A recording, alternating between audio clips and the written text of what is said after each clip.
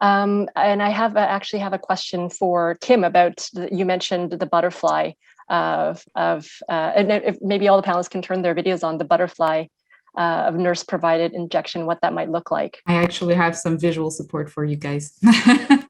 I brought a butterfly here. So if you actually wonder what it is, it's usually used for basically blood collection.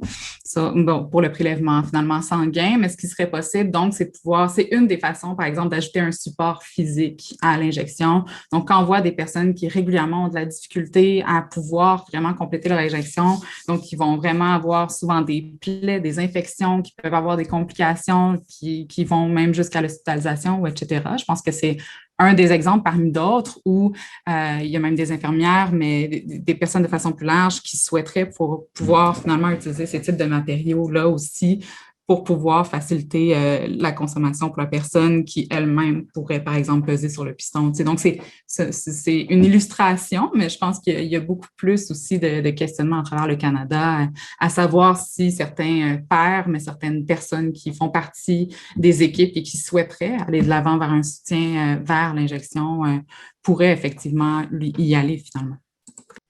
Merci, Kim.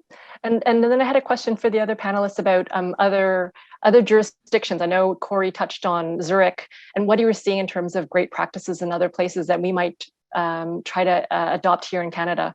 Whether you have any thoughts on that? With relation to splitting and sharing, we talked to a number of different organizations in Europe, Australia, and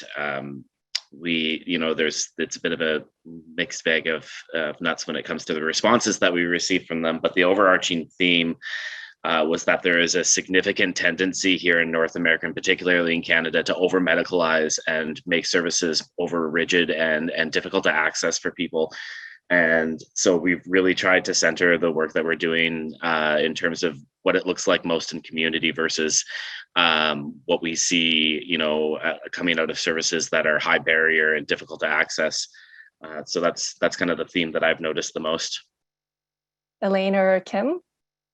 I would just add to Corey, and it's, I don't have to belabor the point, but we just finished an international study looking at all of the existing evidence on non-injection forms of drug consumption, particularly inhalation. And, across the world and globally, when we're talking about supervised consumption services, more than half are offering supervised inhalation. And so to me, it's quite a stark contrast to look at Canada and to see that, federally approved supervised consumption services, there's only one that has been approved to allow that. And, we did have Lethbridge in Southern Alberta before it was shut down, that was also offering that service. But we should have dealt with those barriers a long time ago. There's really no excuse, especially when we see coroner's reports, overdose reports at the provincial level that show the majority of overdose deaths are amongst people who are smoking substances. Thank you so much, Elaine. I think it's time for our next panel. So I'll thank you, Kim, Corey, and Elaine so much for your insights and being available to talk about your expertise. And we'll move it over to Corey Ranger, who's going to be moderating the next panel on safe supply.